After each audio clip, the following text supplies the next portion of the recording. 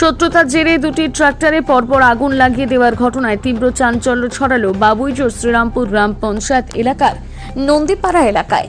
মঙ্গলবার ভোর রাতে ঘটনাটি ঘটে। স্থানীয় সূত্রে জানা গিয়েছে, ভোর আনুমানিক 4টে নাগাদ রাধা মাধব মন্দির সংলগ্ন এলাকায় হঠাৎ বিকট আওয়াজ শুনে ঘুম ভেঙে যায় বহু মানুষের। এলাকাবাসী ছুটে গিয়ে দেখতে পান দুটি ট্রাক্টরে আগুন জ্বলছে। স্থানীয়রা দ্রুত ছুটে একটি ট্রাক্টরের আগুন নিয়ন্ত্রণে আনতে সক্ষম হলেও অপর ট্রাক্টরটি সম্পূর্ণ ভস্মীভূত হয়ে যায়। ট্রাক্টরের মালিক ভজন গড়াই জানান, কিছু দুষ্কৃতী শত্রুতাবশত আমার গাড়িতে আগুন লাগিয়েছিল। ঘটনার পর এলাকায় উত্তেজনা ছড়িয়ে পড়ে। খবর পেয়ে কাকরতলা থানার পুলিশ ঘটনাস্থলে পৌঁছয় এবং ঘটনার তদন্ত শুরু করেছে। পুলিশ জানিয়েছে, আগুন লাগানোর পেছনে কোনো ষড়যন্ত্র রয়েছে কিনা তা খতিয়ে দেখা হচ্ছে।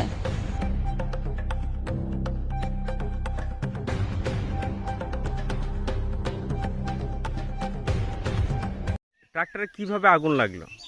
আমরা ঘুমোচ্ছিলাম, তখন আমাদের পাশে যে মন্দির আছে রাধা মাধব মন্দির, সেখানকার পুরোহিত দদুলদা ও প্রথম দেখতে পায় যে আমার ট্রাক্টরটাতে আগুন লেগেছে। নিয়ে আমাকে সঙ্গে সঙ্গে আমাকে ডাকে। আমি সেখান থেকে বাড়ি থেকে আমি তাড়াতাড়ি দৌড়ে আসি। আমি এসব দেখছি না আমার দুটো গাড়িতে আগুন জ্বলছে। এর সময় দদুলদা এক বালতি জল নিয়ে আসে। আসার সময় দদুলদা আর একটা গাড়ি নেভাতে যায়, কিন্তু আমি দেখছি যে একদম তেলের ট্যাঙ্কির ওখানটাতে জ্বলছে। দদুলদাকে বলি, তুমি সঙ্গে সঙ্গে সরে আসো, কারণ আমার এখানে গাড়িটা এত ইম্পর্টেন্ট নয়, কারণ আমার লোকের জীবনটা বেশি ইম্পর্টেন্ট ছিল সে সময়। নিয়ে দদুলদার সঙ্গে দৌড়ে আসতে যায়। দদুলদার পায়ে লাগে, কোমরে লাগে এবং মাথাটাও ফুলে যায়। আর তা সে সময় আমরা হাইহাল্লা করি এবং পাড়াতে যতগুলো লোক আছে সবাই এসেছিলো, এমনকি নয় যে কেউ বাকি ছিল। সবাই এসে ভালোভাবে সহায়তা করেছে আমাদেরকে। এবং গাড়ি দুটোর মধ্যে একটা কোনো রকমে ঠিক আছে, তো সেরকম নেই, আমার টায়ারে সব পুড়ে গেছে। আর একটা গাড়ি পুরোটাই পুড়ে গেছে। তো দেখে যা বোঝা যাচ্ছে যে হয় পেট্রোলের দিয়ে আমার গাড়িটা আগুন লাগানো হয়েছে, আর নাহলে আমার ডিজেল যে ট্যাঙ্কি আছে সেই ট্যাঙ্কিটাতে কেউ আগুন লাগিয়ে দিয়েছে। তো ওরা আরও মানে এই আগুন লাগাতে ওদের সুবিধা হয়েছে, কারণ আমার দাদা আজ নেই, দাদা জেলে আছে। তো ওরা দেখছে যে আমি সেই ট্রাক্টরগুলো চালিয়ে আমার সংসারটা চালিয়ে দিচ্ছি, তো ওরা সেটা দেখতে পাচ্ছে না। এবারে এই কারণে যেহেতু আমার পরিবারে কেউ নেই যে পরিবারটাকে চালানোর মতন আর পরিবারের পাশে দাঁড়ানোর মতন, তো এই দুটো ট্রাক্টরই আমার ভরসা ছিল যে আমি এর থেকে কিছু উপার্জন করে বোধে আমার সংসার চালাবো এবং আমার দাদাকে ছাড়িয়ে আনবো। তো দুষ্কৃতরা এমনভাবে সে দুটোকে পুড়িয়ে দিল যে আমি তো সংসার চালানো তো দূরের কথা, আমরা দাদাকেও আমি ছাড়িয়ে আনতে পারবো না। তো পাড়া প্রতিবেশী লোকগুলোকে বললাম যে কে করতে পারে, তো ওরা তো বললো কেউ জানি না, কাউকে দেখতে পাই নাই। তো আমিও কাউকে দেখতে পাই না, কাউকে নাম করতে পারছি না। কিন্তু পুলিশের উপরে আমার ভরসা ছিল যে হয়তো পুলিশ প্রশাসন আমার কিছু করবে। কিন্তু দেখা যাচ্ছে যে আমার বাড়িতে যখন আমার দাদাকে ধরে নিয়ে গেছিলো, আমার বাড়িতে সেখান থেকে যে পায়খানা, সে পায়খানা আমার বাড়িতে ছোড়া হয়। বারবার কমপ্লেন করার পর সিভিক এসে সেটা তদন্ত করার পর সেটা ওয়ার্নিং দেওয়ার পরে সেটা পায়খানাটা বন্ধ হয়। আজ পায়খানা বন্ধ হওয়ার পরে আজ আমার এই ট্রাকটা জ্বালিয়ে দিচ্ছে। কাল তো আমি বাড়ি যাব কোথাও কাজ করতে, কাল আমাকে কেউ মেরে দেবে। এইভাবে যদি জীবন চালাতে হয়, তাতে জীবন চালানোর থেকে আজ আমাদের মরে যাওয়া ভালো। আজ পুলিশ যদি কিছু না করে, তাহলে আমাদের পুলিশের উপরে একদম পুরো ভরসা চলে যাবে। আর আমরা সংসার চালাতে পারবো না, আমাদের মৃত্যু ছাড়ার কোনো উপায় নাই। কারণ আমরা কী খাবো? আমাদের যেটুকু উপার্জন করতাম ট্রাক্টরটার ভিতরে, সে ট্রাক্টর দুটো আজ পুড়িয়ে দিয়েছে। আমি কীভাবে সংসার চালাবো, কীভাবে জীবনযাপন চালাবো? আজ কীভাবে আমার দাদাকে নিয়ে আসবো? আমার দাদার 3টে ছেলে, সেই ছেলেগুলোকে আমি কীভাবে মানুষ করবো? একজনের 19 বছর বয়স হয়ে গেছে, সে তার বিয়ে দেওয়া আছে। তারপর তার ছোটো মেয়েটাও 16 বছর বয়স হয়েছে, তার পড়াশুনো খরচা আছে। ছোটো ছেলেটা 11 বছর বয়স, তারও পড়াশুনো খরচা আছে। তারপরে তো আমার যা আছে ফ্যামিলি আছেই, আমি কীভাবে ম্যানেজ করবো বলুন? তোমার দাদাকে কি কোন কেসে কি কি মামলায় ফাঁসানো হয়েছে বা তুমি ফাঁসানো অভিযোগ করছিলে?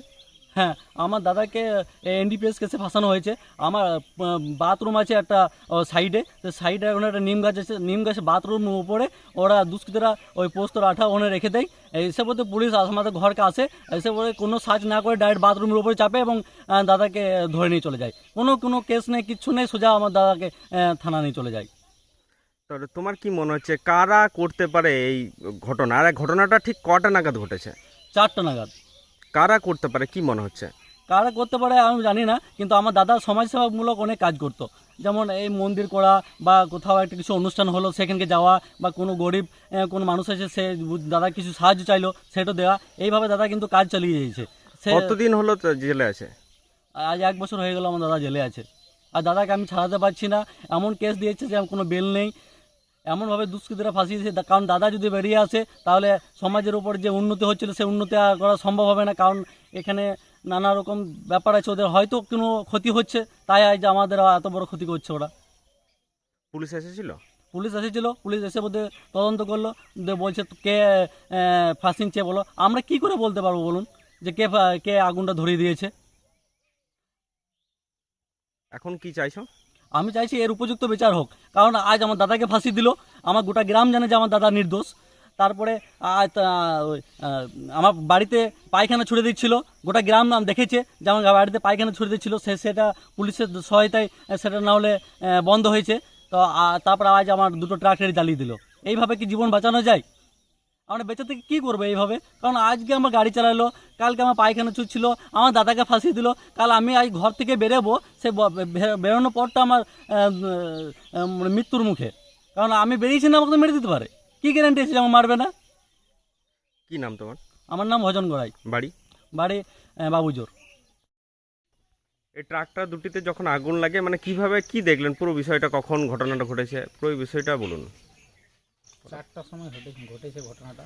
নিয়ে আমরা বাড়িতে ছিলাম, আমার স্ত্রী বলে যে দেখো কি একটা চিড়চিড়িনো আওয়াজ উঠছে, তারপরে আগুন লেগে যায়। সে আমাকে ঘুমন্ত অবস্থায় বারবার ডাকে, তো ডাকার পর আমি দেখলাম প্রচণ্ড আগুন, এই আগুন থামানো সম্ভব নয়। তার জন্য আমি ভজন গোরাইকে ডাকি পাশের বাড়ি থেকে, সে দৌড়ে আসে। আমি আগুন নেভাবার চেষ্টা পুরা করি, আমার শরীরে চারি জায়গায় ক্ষত বিক্ষত হয়ে যায়। তারপর পাড়ার সবাই এসে একটা ওয়াজ সৃষ্টি হয়, সেই ওয়াজের পরিপ্রেক্ষিতে সবাই এসে আগুন নেভানোর চেষ্টা করে। দুটো আগুন লাগানোর পরিকল্পনা ছিল, কিন্তু একটা আগুন লাগাই অলরেডি পুড়ে ছাই, আর একটা গাড়ি বাঁচানো গেছে। এই যে আওয়াজ বলছেন, আওয়াজটা মূলত কি হয়েছে? আওয়াজটা হয়তো গাড়ির টায়ার বাস্টও হতে পারে, বা টাঙ্কি বাস্ট হতে পারে, কিন্তু আওয়াজটা কিসের? আগুনের তীব্রতা কেমন ছিল? প্রচণ্ড তীব্র, পাশের গাছেও আগুন, পাতাতেও আগুন লাগা হয়েছে, প্রচণ্ড আগুন। কি মনে হচ্ছে যে আগুনটা কিভাবে লাগতে পারে? আগুনটা লাগানো হবে, লাগানো। গাড়ি আগুন লাগানো, এটাই মনে হচ্ছে। আপনার নাম? দোদুল নাম।